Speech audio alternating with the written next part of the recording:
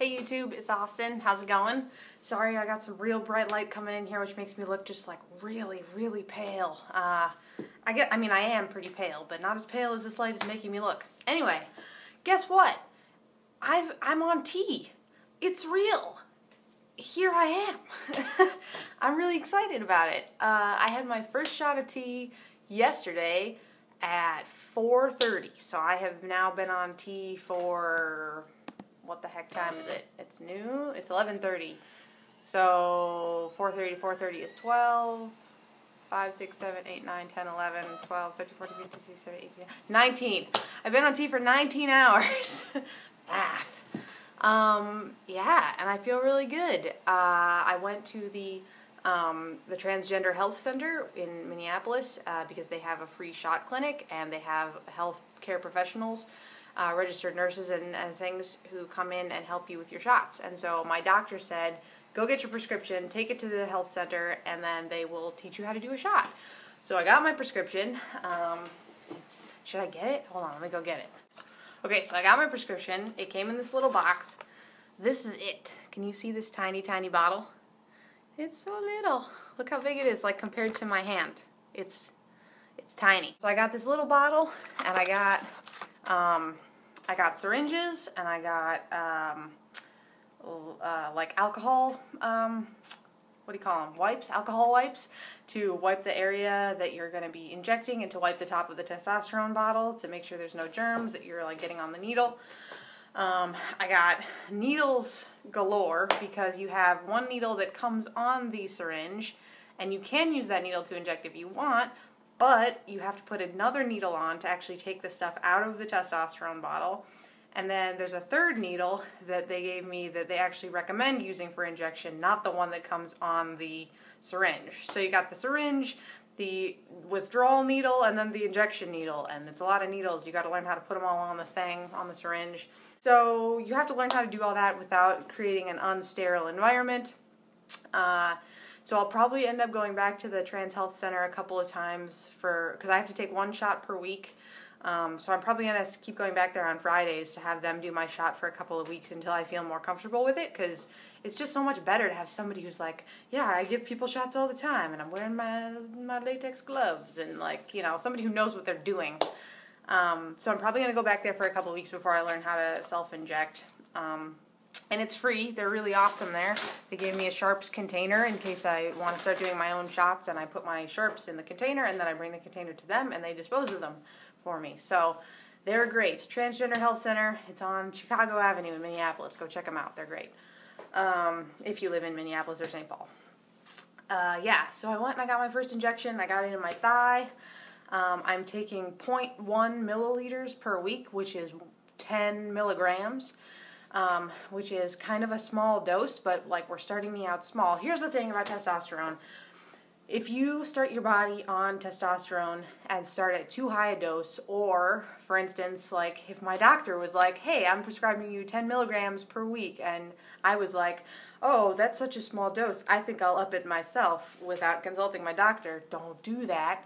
The problem is that your body, if it's not used to a hormone, it converts testosterone, or estrogen, I believe, if this happens with estrogen too, into the hormone that it is most familiar with. So if you take too much testosterone, it will convert it into estrogen and like extra progesterone.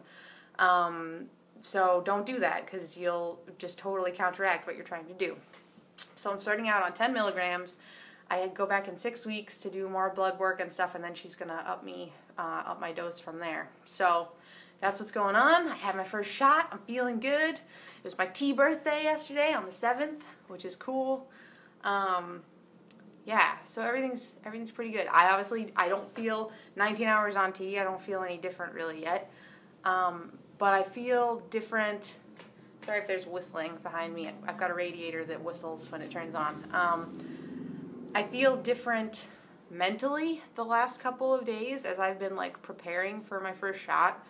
And I want to try to explain that like as quickly, as simply as I can, because I already feel better, and that's weird that I already feel better, and I just got my shot yesterday, but for the last couple of days I felt better, and it's because I'm starting to see my body It's like if you're in a really bad place in your life and you think that place is never going to get better.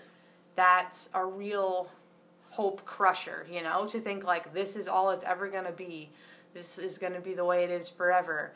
And like that's part of depressive thinking, is thinking that like something that's bad is going to last forever, and nothing lasts forever. Like all things will pass.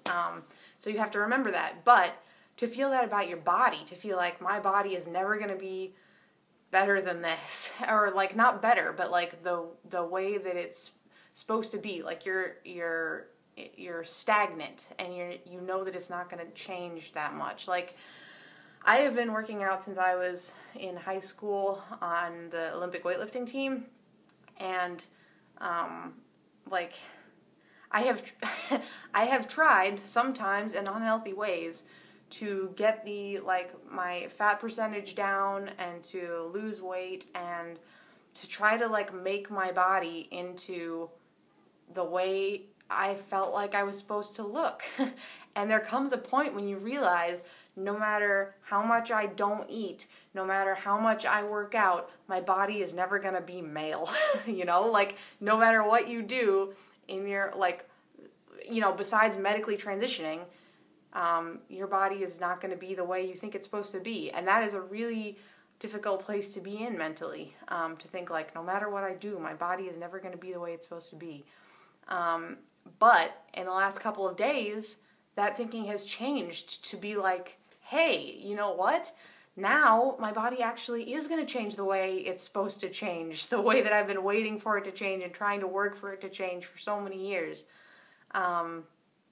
And that is such a hopeful thought, that there is a future for my body, you know? Like, I've always thought that there's a future for me, like, I have things that I want to do in the future, and I know that there's a future for me, but it wasn't, like, me embodied in the future, you know what I mean? It was just sort of like a mental thought of, like, here's what I may be doing someday, but it wasn't like, yes, I can see myself in my body doing these things, and now I can see that.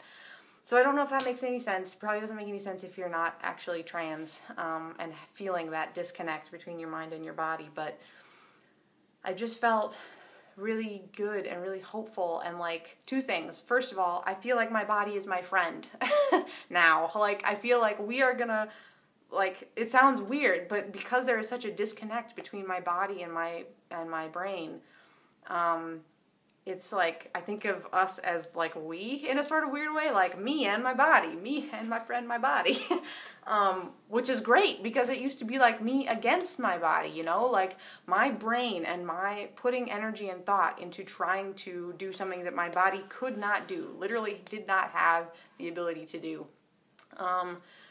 And now it's like, yes, we're working together, you know, like, I just want to take care of my body. I want to take care of me. I want to make sure that I'm eating healthy foods. I want to make sure that I'm working out a healthy amount.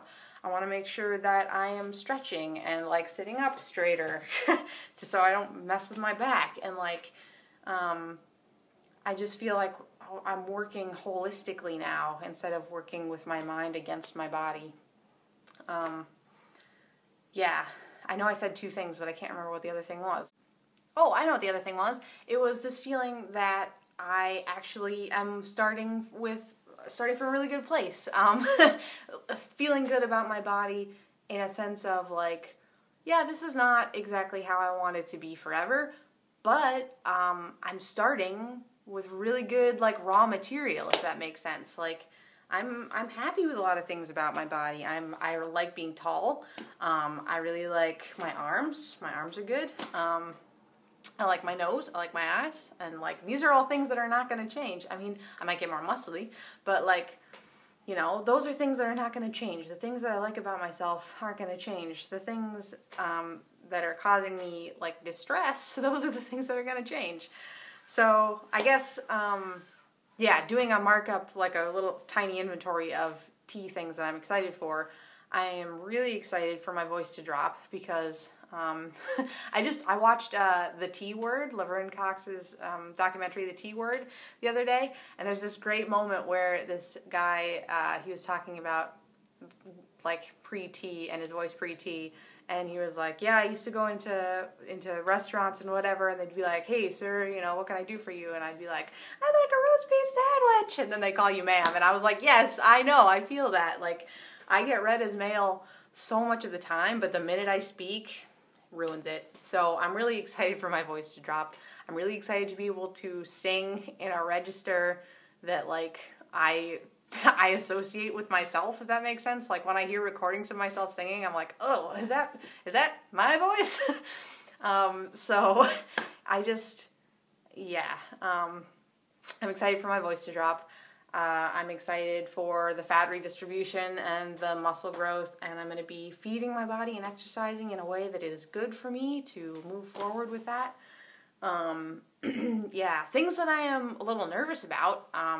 I am not one of those guys who is like super excited for facial hair. That's going to be a new thing for me because I really like my skin right now. So the acne and the facial hair is going to be a little weird.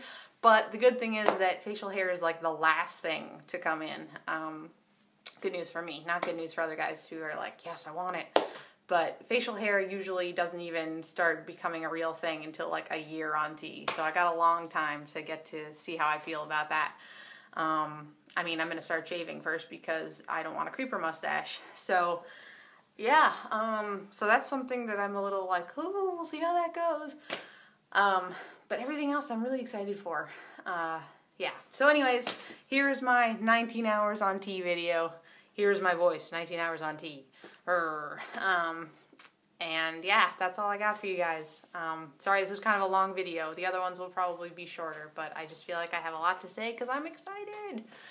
So, if I don't make another video before next Friday or Saturday, I will make another video for my 1 week on T, and I will see you guys then. Hope you're all doing well. Bye.